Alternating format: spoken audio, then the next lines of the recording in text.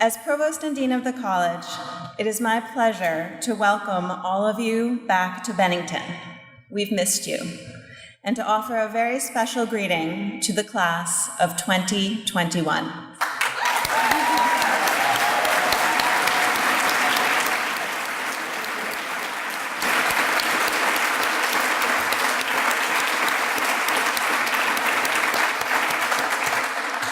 You are joining a remarkable group of over 700 students, all of whom contribute to building our community every single day.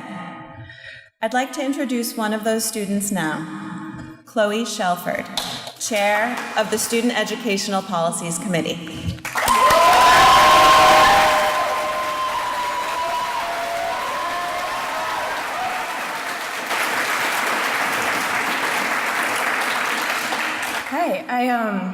I love that there's always stilts at these things. I think that's fun.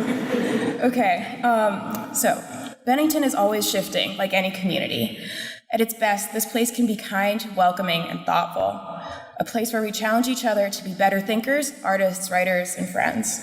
I love Bennington the most when I feel engaged in working, learning, and living together with everyone else on campus and my peers, from faculty to staff to people in town who come by to see the gallery or walk their dogs.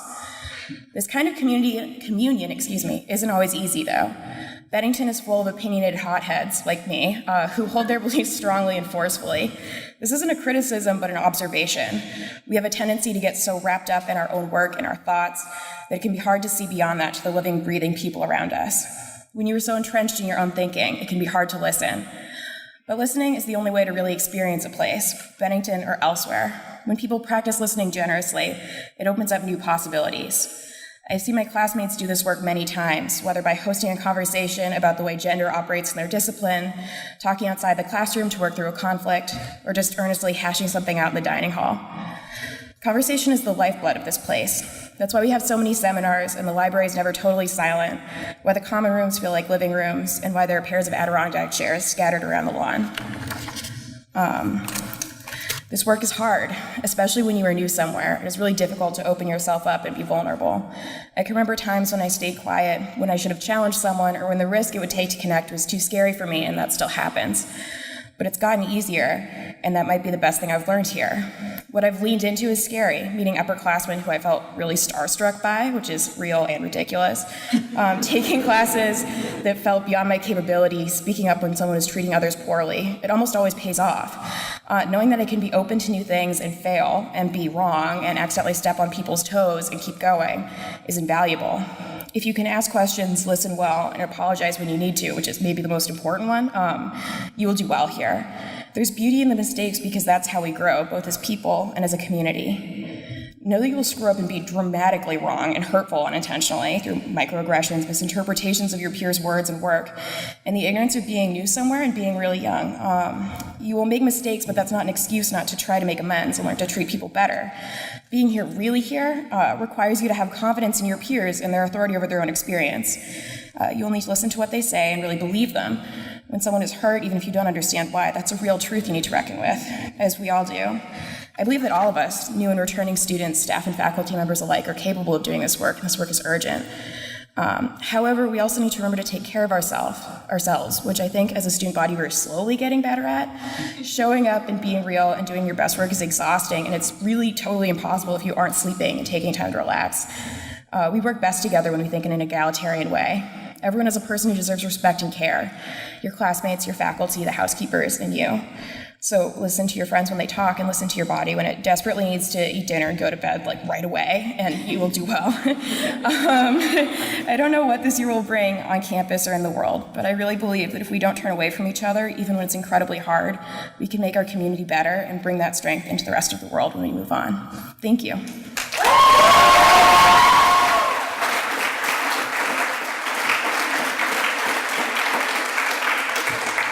Thank you, Chloe.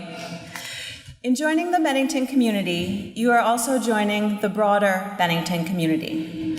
We traditionally have a staff member address as part of Convocation. This year, staff member is only one of the roles that our speaker has held here. He first joined us as a student sitting where you are now. I'm pleased to introduce alumnus Liam Daly, who graduated in 2014 and is now an Assistant Director of Admissions.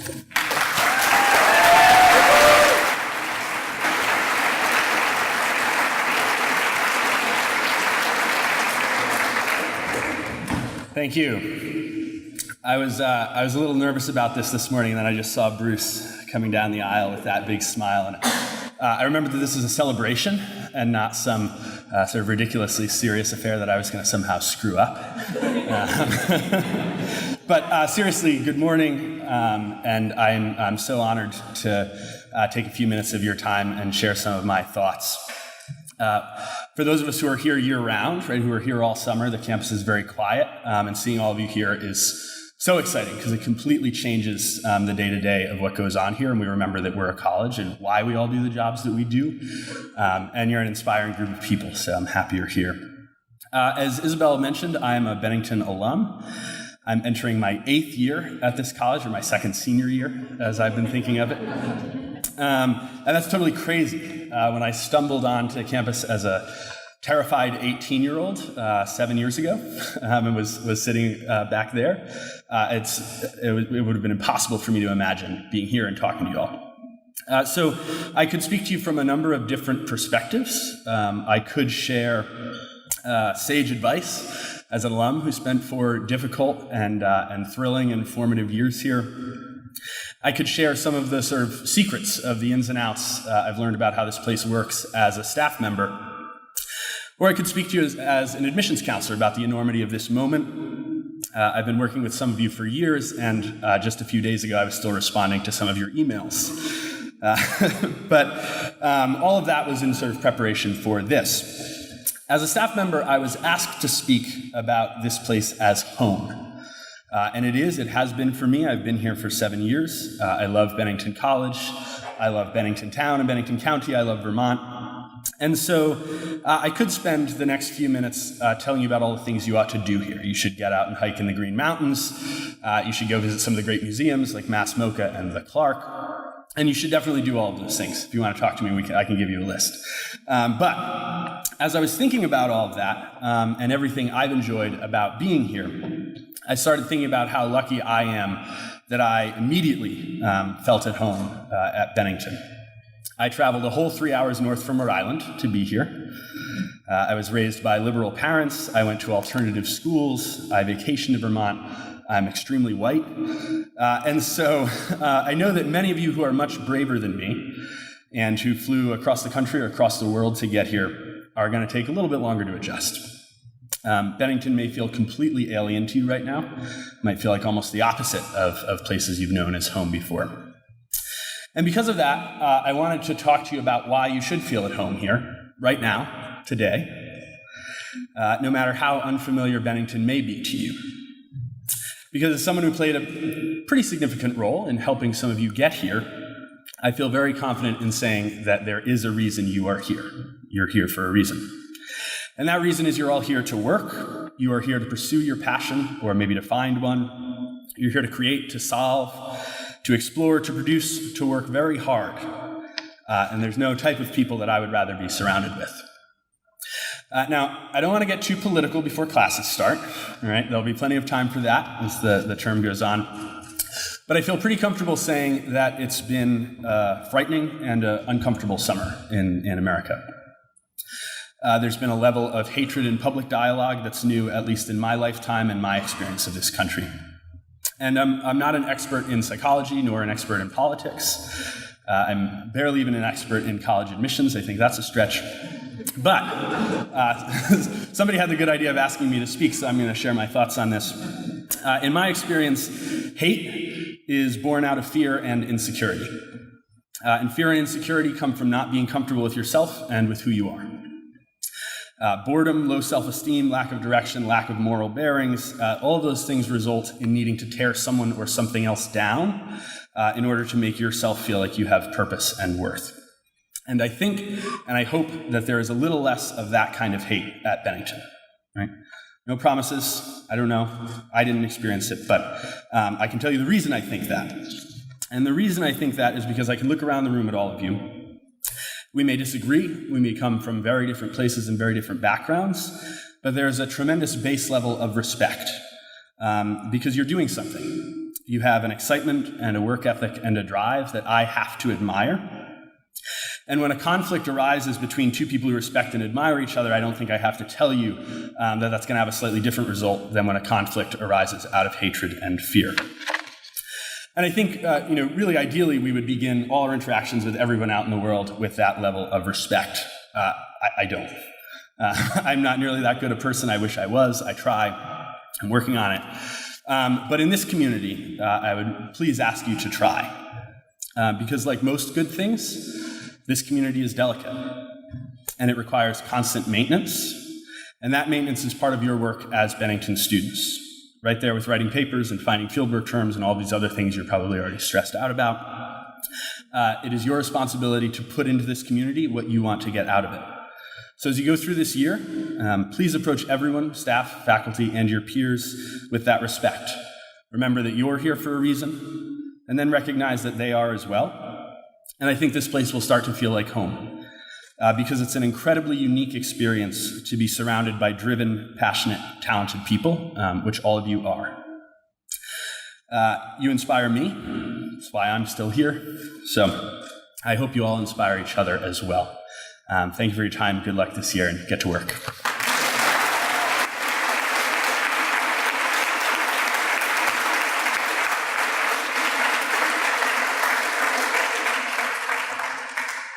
Thank you, Liam. Thank you, Chloe.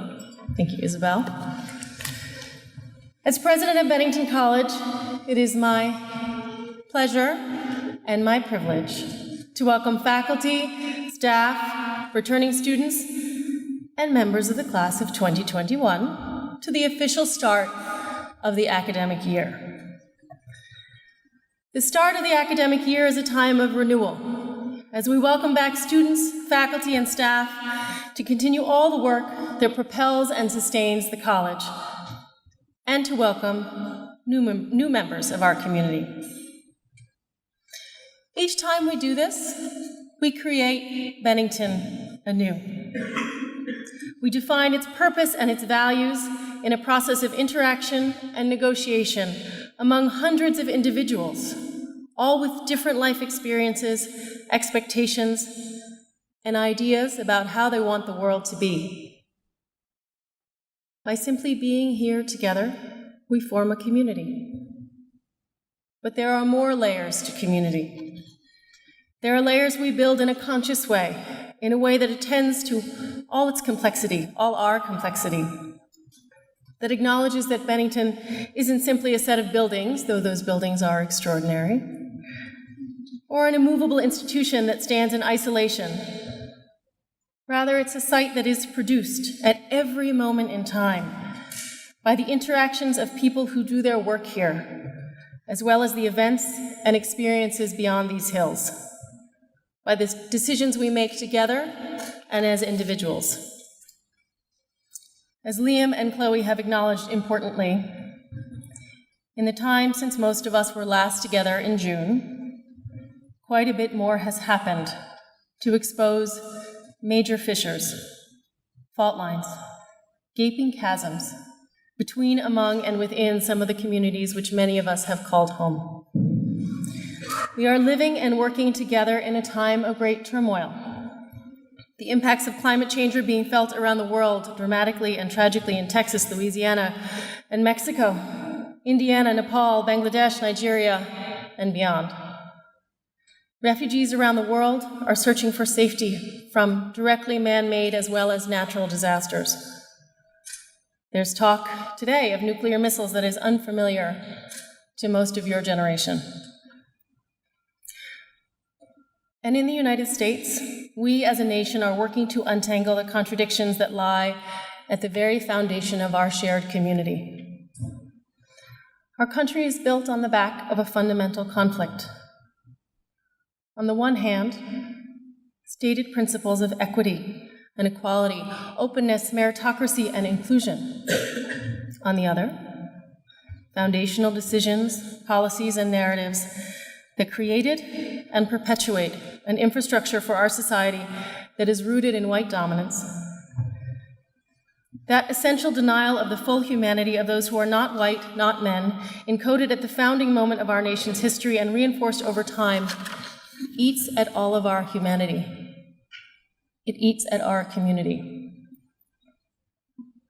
The untangling, then, that is required of us is hard work, but it's urgently needed. We are here to figure out how to decode and to recode. This detangling, this decoding and recoding is the foundational work, not just of surviving in the world as we find it, but of making the world as we want it to be. Now, we may not solve all the problems of the world here at Bennington, but we will engage them. We will work to understand them. We will make work that helps illuminate them, because no work we make, not a single one of us, exists in a vacuum or even in a bubble. And the work we make here will be the result of us together, working with and in reflection of and relation to the world. You arrive here, all of you, with an extraordinary range of talents and interests. You arrive ready to throw yourself into the work, to learn, to fail, to change, to succeed, to make, and to make new.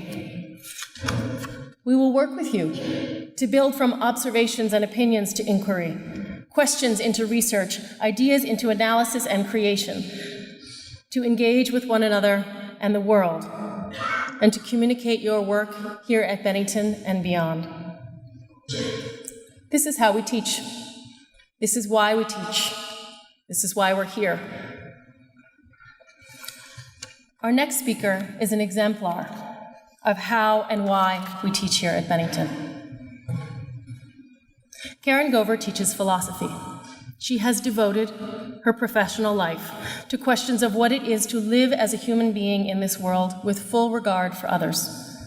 How we as humans build relationships and societies and understand both our individual and shared purposes. She does this through her intellectual inquiry and in her care for her students, for you and for your intellectual inquiry. I should also note that Karen teaches rhetoric, and she taught Liam, so listen close. In her professional work, Karen is especially interested in ancient Greek philosophy and aesthetics, the branch of philosophy that deals with questions of art, beauty, and taste. Those are essential questions of humanity. She happens to have a book forthcoming about the nature of artistic freedom. And while that book is a great achievement, I find the backstory particularly interesting. It started in 2007, a few years after Karen arrived at Bennington. An artist at one of those museums that Liam mentioned stopped work on an installation, left it abandoned, unfinished. The museum wanted to show it to the public. The artist wanted it taken apart and thrown out, unseen. This raised questions for everyone involved. Who has the right to decide what happens to a piece of art? Does it matter that the work was never pronounced finished by the artist? When, in the process of making, does the shift occur from raw materials to art? Who owns the art? Who owns the story? Who owns the creation? These questions ate at Karen, and if you've ever watched a question eat at Karen, you will know that she could not let it go. She looked to the publisher. John, you can't laugh that hard. John is her husband. She looked to the published scholarship, but did not find anything that answered her questions. And if you know Karen, she really looked. As she thought and worked, the case illuminated for her the dual nature of art as both material object and immaterial work. Karen wrote an essay about it, because what better way to figure out what you really think than to write? The essay was rejected more than once. It was eventually accepted and won an award from the American Society for Aesthetics, the leading thinkers in her field. You might start to see where some of this is going. The essay became the seed of a book, because the idea was bigger than an essay. And that book was first rejected. But you already know there's a happy ending, which is that it was picked up and by Oxford University Press, no less, one of the most prestigious academic publishers in the English-speaking world. And it's on its way to publication as we speak. Karen, I know, I like props, so if you could have hurried that up, that would have been helpful. But this is not just a lesson in try and try again. It's a lesson in how to think, how to hang on to your ideas, but also how to work within a community. In this story, there are a few things that are quite remarkable, but actually very common here at Bennington. Karen's ability to listen more closely to her instincts, to know that there was something interesting here, to listen more closely to her instincts than to the external voices of those initial rejections. She was willing to let her inquiry keep her up at night, but you should go to bed, like Chloe said. To sit with the irritation of unanswered questions and keep pulling at that thread until she worked it out. She had found her work. Karen was also willing to acknowledge, was most interested in what she didn't know. So she dove in to learn. She dove into this community to learn, as much as she dove into the community of thinkers beyond Bennington. She looked to her colleagues, artists, writers, dancers, composers, makers of all stripes, who showed her the nature of artistic authorship in practice. Notables with ties to Bennington, painter and alumna Helen Frankenthaler, sculptors Tony Caro and David Smith, art critic Clement Greenberg, they all shed light on the subject. And they make appearances in the book. Bennington proved the fertile soil that fed her ideas and let them blossom. In the process of writing this book, from germ to final product, Karen demonstrated characteristics that I see in her and her many roles in this community, as a teacher, as a thinker, as a writer, as a dancer. I want to pause on that last one for just a minute. So I had the pleasure, while Karen and I have never gone dancing, so maybe that's for the future.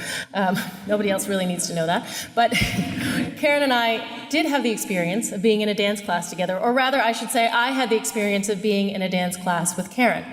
There might be a few students in the room who have had this experience as well. In this case, it was Soleiman Badolo's class. And I always looked to Karen, A, to know what steps to do, because she always knew,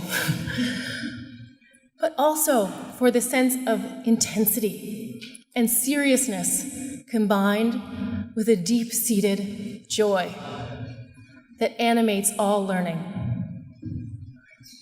that animates the most intense moments, the most uncertain moments in inquiry, in making, in doing.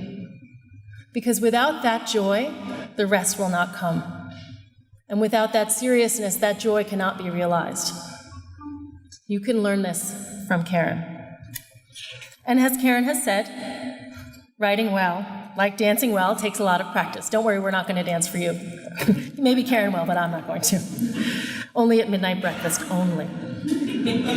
It also requires a willingness to take risks and make mistakes. As a teacher, Karen opens a window so her students can see her own writing practice, even though it is at times messy and nonlinear. She said that, not me. She has a deep respect for her students. Her classes are collaborative, and she often finds inspiration from her students that affect her own work. That's what we do here. As we say in our commencement statement, education here is a reciprocal affair. Karen's willingness to take risks, to learn, including from her students and colleagues, and to break boundaries, whether it's an African dance class or at the head of the classroom, teaching all of you, in her own field, in her own work. She exemplifies the best of Bennington. It's my pleasure to introduce you to her to you today, and you to her.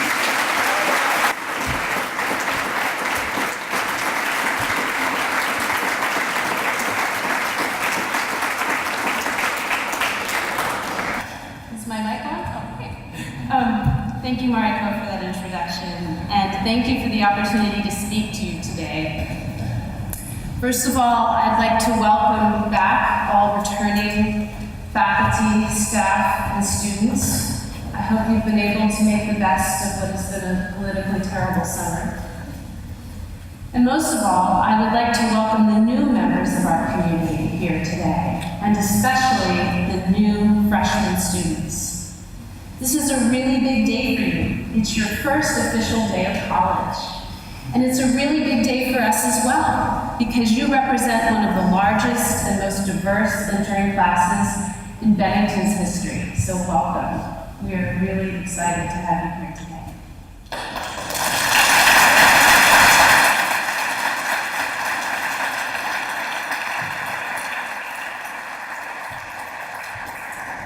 I was asking myself what advice I might possibly be able to impart to you in the days and weeks that are ahead for you.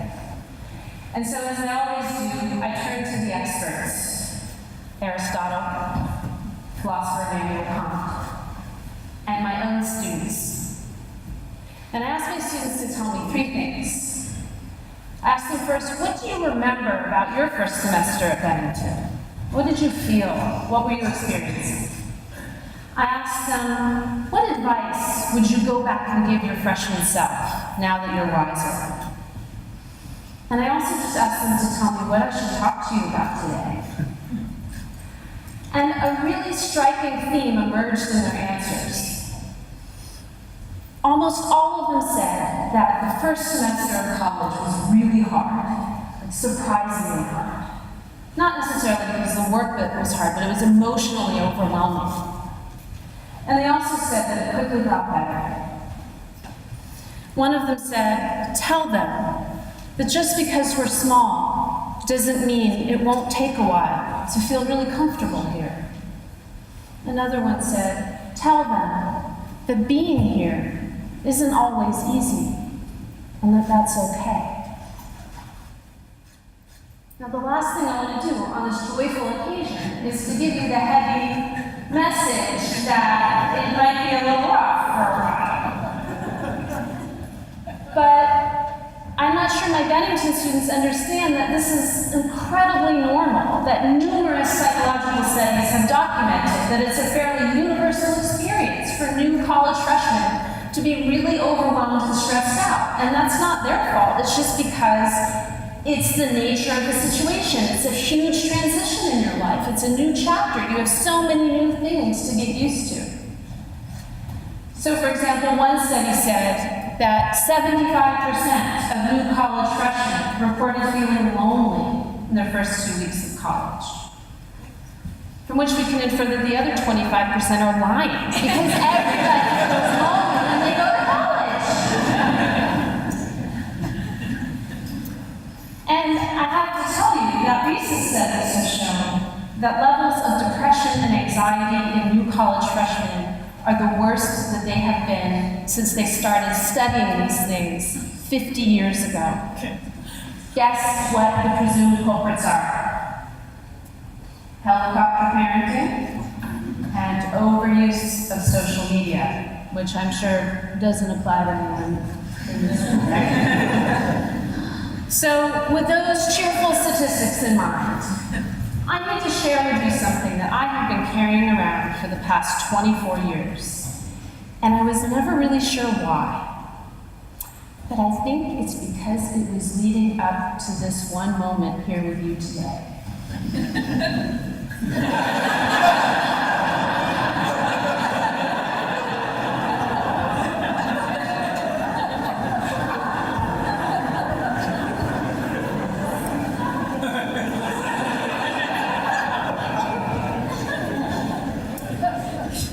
Some of you start talking about checking my process. This is my college ID, and this picture was taken on my very first day of college, back in the Pleistocene era. And as you can see, I'm not having a good day. So you wouldn't know from looking at my 17-year-old face that I was actually overjoyed to be in college. I had been waiting for that day for a long time. High school had felt like a prison sentence to me. And I wanted to be somewhere where everybody chose to be there, and where people were excited about learning, and where the social scene wasn't so toxic and adolescent.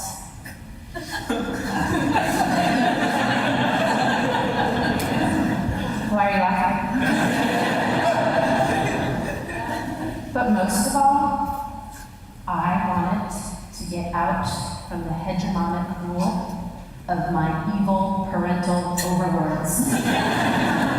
They wouldn't let me drink, they wouldn't let me smoke, they wouldn't let me do drugs, they wouldn't let me have premarital sex, they wouldn't let me stay out late, they wouldn't even let me do ballet. So 24 hours after this picture was taken, I got on a bus, I went to downtown Richmond, I got my nose pierced, I dyed my hair fuchsia, and I bought a black leotard, pink tights, and pink slippers. The very first class I signed up for in college was actually beginning ballet. I had arrived! And yet, even though I was tasting my newfound freedoms, in first position no less, I was actually pretty miserable for quite a while. If you look carefully at the picture, you'll see that I'm wearing a beaded necklace, and that was given to me by my very first boyfriend that I'd ever had. And I knew when I went to college that the relationship wasn't going to last. And I was also stressed out because my parents had made it very clear to me that they were shelling out a lot of money to send me to a small private liberal arts college, and that I had better not screw it up and squander their investment by goofing off and getting bad grades. And in fact, that semester, I got the worst grades of my college career. The boyfriend broke up with me within about 4 weeks. My dad lost his job, and it wasn't clear whether my parents could send me to that school anymore. And I even wound up in the hospital because of a freak accident in my Japanese woodblock printmaking class. It was a really bumpy year. And yet, everything turned out better than I could have possibly expected. And when I look back on those years, I kind of remember how hard it was at first, but I really look back with gratitude and joy at the wonderful professors I had and at the friendships that I had made. This brings me to my next topic, friendship. My students asked me to talk to you about this. And of course, one of the things that makes the transition to college so very hard is that you have to find a whole new set of friends. And that's stressful. So I want to share with you some wisdom of what the philosopher Aristotle says about what a friend is. Aristotle says very famously that a true friend, a real friend, is a heteros autos. In ancient Greek, that translates to an other self. Now, the problem is that commentators often misunderstand what Aristotle means by this. They think that he means that a true friend is another self or a second self. And that just makes friendship into finding your twin or your doppelganger. And that makes friendship into a kind of narcissism for two. And that's not what Aristotle means. What Aristotle means is that a true friend is some other about whom you care and you wish good things for their own sake, just as you do for yourself. And he contrasts this with the kinds of friendships that are built on utility and mutual benefit, because the problem with those friendships is that when the benefit runs out, so does the friendship. And he says that young people in particular are prone to making this second, unstable kind of friendship. And he says it's because they're guided by their pleasures, by their feelings, and by erotic passion. And the problem with that kind of unstable foundation is that friendships can spring up very quickly, but they can also dissolve in a single day. And so my first piece of advice to you is, take your time and be patient in finding your friends. As Aristotle says so beautifully, although the wish for friendship comes quickly, true friendship itself does not. And I would also say from my own experience, that the people who have turned out to be my best friends are never the people that I would have guessed would become my best friends. And maybe that's because I just don't know myself very well. But I think it's because true friendship is a kind of gift. It's an act of grace. And it can't be fully intended or planned for. So my next piece of advice is be friendly to everyone. Because you never know who your heteros autos is going to turn out to be. And you might have to hang out with them 3 or 4 times before where you discover that you have the potential for a real friendship there.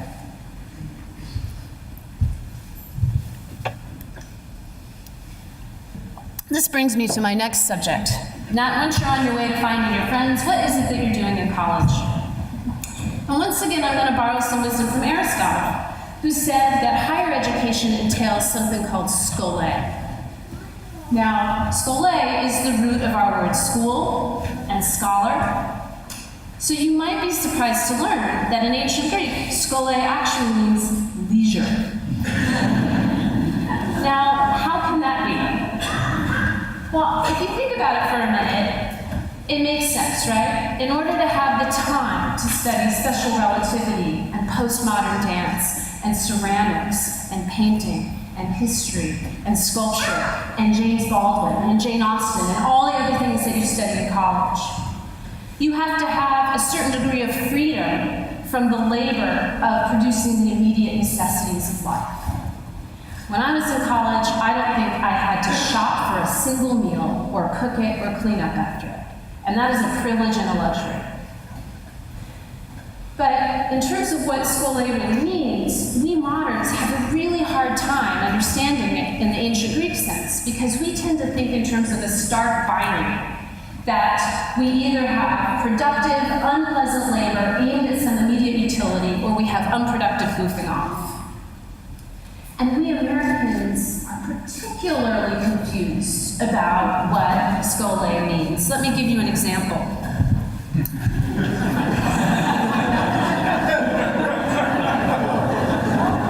Louisiana State University is very proud of the $85 million expansion of its recreation center that it just completed, that now includes a lazy river for the students to float down that spells out the letters of the school, LSU.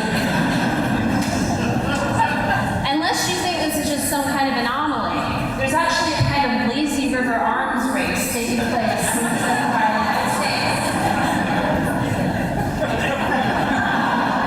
The current winner is Texas Tech in Lubbock, which has the longest lazy river. And if you look closely, you'll also see that there is a 25-person hot tub, a water slide, a bubble couch, a spray pad, whatever that is, and Sam's poolside cafe. Now, I think Aristotle would say that we are very, very confused about what schole means, okay? Schole is productive leisure. And the point of an education is not to shut you up in an ivory tower or to send you down a lazy river. It's to teach you about the nature of reality so that you can engage with the world more productively and more effectively. So my question to you is, what are you going to do with the next 4 years of schole that has been handed to you? How are you going to make these next 4 years as meaningful as possible? This brings me to my next topic, requirements. Now, as you know, Bennington is famously a school that apparently has no requirements or majors, right? And so one of the things that my students said is that they felt kind of blindsided once they got here by what they experienced as hidden requirements.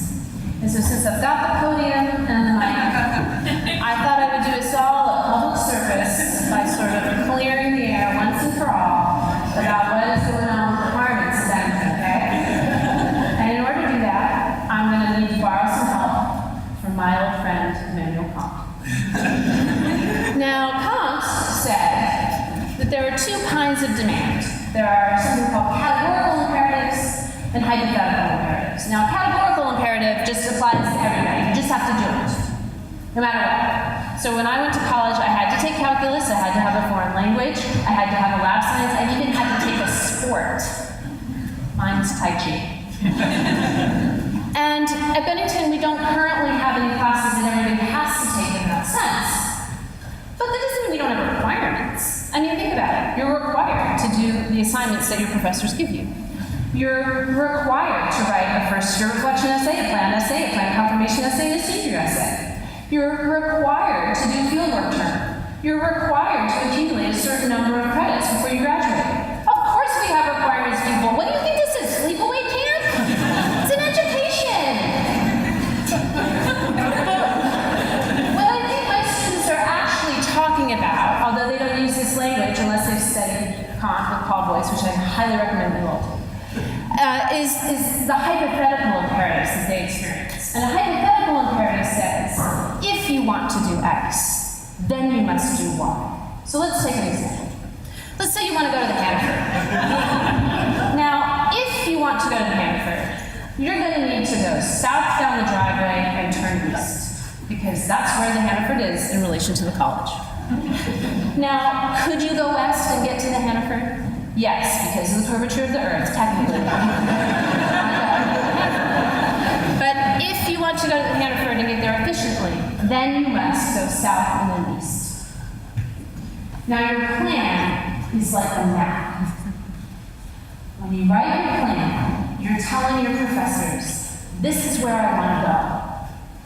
And then your professors say, okay, well, if that's where you want to go, and this is where you currently are, then this is what you have to do to get there. So when your professors tell you that you have to do something, you have to trust that they're telling you that because they're responding to what you say you want to do, and because they know the lay of the land. They've been there before. They are wiser. So this brings me to my next point, which is that requirements, when done correctly, are not oppressive. They're acts of love and wisdom. Let me give you an example. My 4-year-old daughter would really prefer to eat cookies for breakfast. And frankly, it would be more convenient for me if I just let her do it, because then I wouldn't have to endure the crying, the whining, the occasional physical violence as visited upon my person in my refusal, right? But I don't let her do it because I love her and because I'm wiser. Now, in my experience, the students at Bennington who don't do well are the ones who come here thinking that it's easier to come to a school with no requirements, when in fact it's harder. Because you have to have the self-restraint not to do the academic equivalent of eating cookies for breakfast. And you have to find the right guardian angels on the faculty that will keep you from doing the academic equivalent of eating cookies for breakfast. Let me give you another example. When I was in college, I was a philosophy major, and one of the requirements for the major was that I take ancient Greek philosophy. Now, I thought this was the stupidest thing that I had ever heard. I did not want to take ancient Greek philosophy. What could some crusty, dead, old Greek dudes in tunics possibly have to say to me about philosophical questions?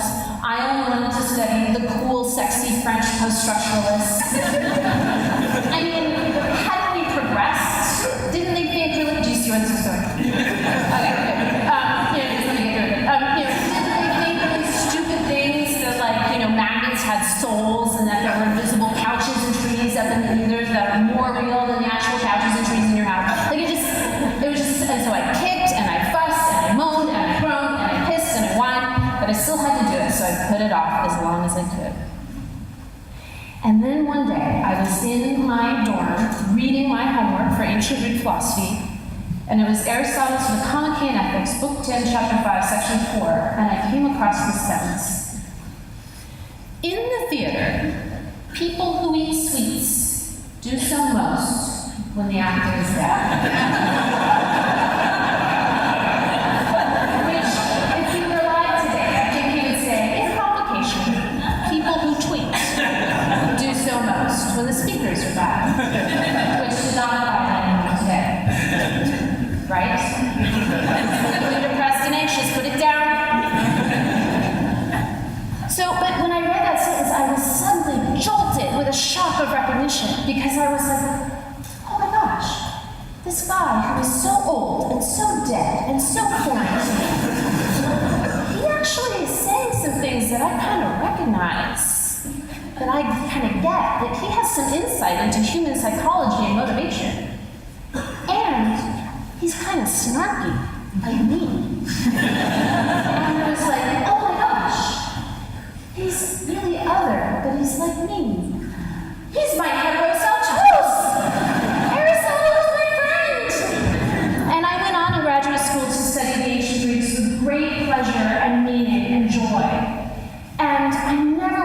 that if I hadn't been forced to take that class.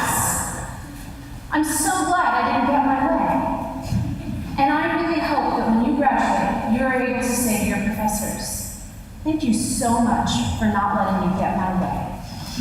I didn't know what I needed to know, and you made me see. I want to show you another one of my college IDs. We're almost at the end. And this one is from 12 years ago, and it was taken on my very first day at Bennington College. And even though I looked really happy, I was just better at hiding how miserable I felt. And for exactly the same reasons as when I went to college. I was lonely, I was scared, I was deeply freaked out and depressed and anxious. And I didn't know how to cope with the fact that I was so miserable and at the same time so overjoyed to be here. I mean, I really felt like I had won the lottery. I still actually feel like I won the lottery that I get to be here. And I couldn't believe that I could be so unhappy and so happy at the same time. I mean, after all, this is the school that Martha Graham danced on. By the way, I used to think that Martha Hill referred to the hill that Martha Graham danced on. And so I would show up for dance performances on the grass outside of Jenny's and be like, where are the dancers? Where are the people? And then someone had to take me aside and explain that there was this other Martha who was a really good dancer too, and then she got her own theater, and it's like a real building, and like it's not for the grass. So just when you're a rookie though, you don't, there's like so much to learn. I was so inspired by the history of this place, and yet I felt so inadequate by comparison. I spent so much time worrying that I was going to be a profound disappointment to myself, to my family, to my students, and to my colleagues. And about those colleagues, oh my gosh, I had the most amazing colleagues. I couldn't believe that as somebody who had studied art and literature for so long as a student, I actually got to be surrounded by the people who make the art and literature that is like so important. And so I would sit there in the lunchroom and I would kind of interview them. And I would say, what was it like to choreograph for Baryshnikov? And how do you know how to write a novel? How did you know how to do that? And what was it like to found the Seven Mill Theater Company? What was John Malkovich like as a teenager? What's it like to open up the New Yorker and to see your book advertised there? Or to see your poem published there? Or to see your art reviewed there? And I say, well, you know, this is this. And then I quickly found that my colleagues who are not artists were equally amazing. So I would ask them, I'd say in the lunchroom, so how do viruses work? And what is the evolutionary significance of the earlobe? And what is this that I hear about space and time are actually two different things? There's this one thing called space-time, but and they would say, well, you know, it's like this. And then I also discovered that I have colleagues who have what Aristotle would call the character virtues. I have a colleague who is unfailingly kind, and generous, and non-judgmental. And I have a colleague who can see through the fog of a really complicated, intense situation and know exactly what to say that clarifies everything. And I have a colleague who is just incredibly giving of their time to students and advisees. And I knew that I wanted to have those excellences too, but I wasn't there yet. I was young, and I knew I was going to have to make a lot of mistakes. And so I really felt like a phony. I felt like a fraud. And I thought that at any moment someone was going to figure it out and show me the door. And I'm telling you this because it's really common for new college freshmen to feel that way too. And it's particularly common if you are the first person in your family to go to college, or if you come from an underrepresented racial or ethnic minority. And so I want to reassure you that just because the feeling is real doesn't mean that it actually mirrors the reality. I mean, after all, Maya Angelou and Madonna feel like imposters, so you're in good company. And my piece of advice to you would be, admire your peers, but not at the expense of your own self-esteem. You don't have to compare yourself to anybody else. Just compete against yourself, and then in a way you can never lose. Right? And that way you're left open to learning from each other and admiring each other, but without feeling inadequate by comparison. So I just want to end with a quote from my dear student Michelle, who said, "It might not seem like it yet, but this place can be your home." And I predict that even though it'll probably be a little rough at first, very soon, I hope that you come to see Bennington as your heteros oikos, your other home. And so with that, I would say, welcome home.